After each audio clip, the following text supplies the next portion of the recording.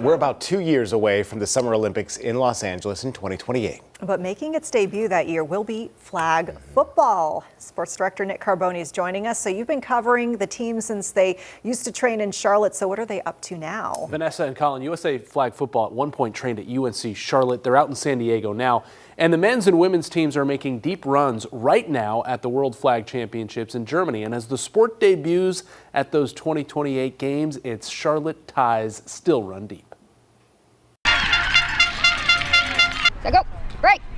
Concord native Madison Fulford and Charlotte resident MK Beach are key pieces of Team USA's decorated women's flag football program.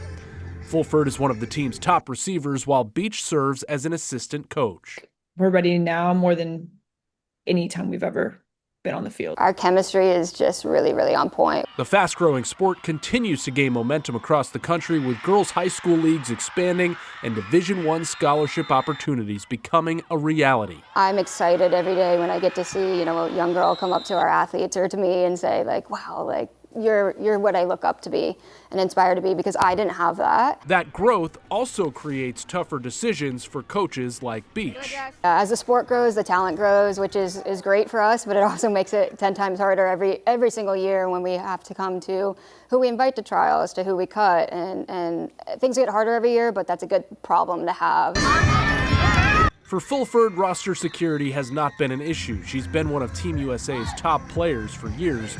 The lifelong Panthers fan, locked in on this week's World Championships, but also looking ahead to an even bigger stage in Los Angeles in 2028.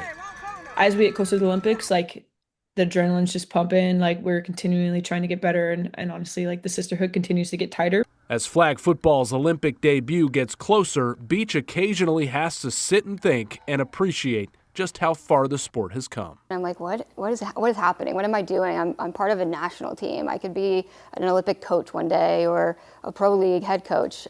It's really hard to put into words how it feels, and because it's almost sometimes feels like a dream, like I'm living a dream.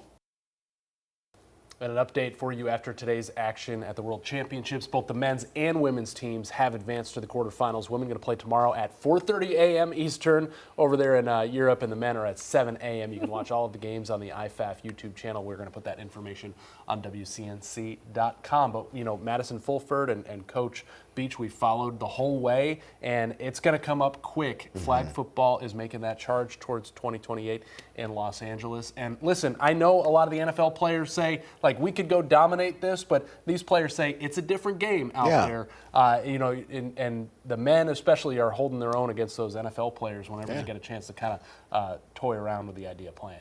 I kind of like that, keeping them separate, right? Tackle football is much different from flag. It's a different sport for sure. Let them try. Yeah. They're good. And they've been playing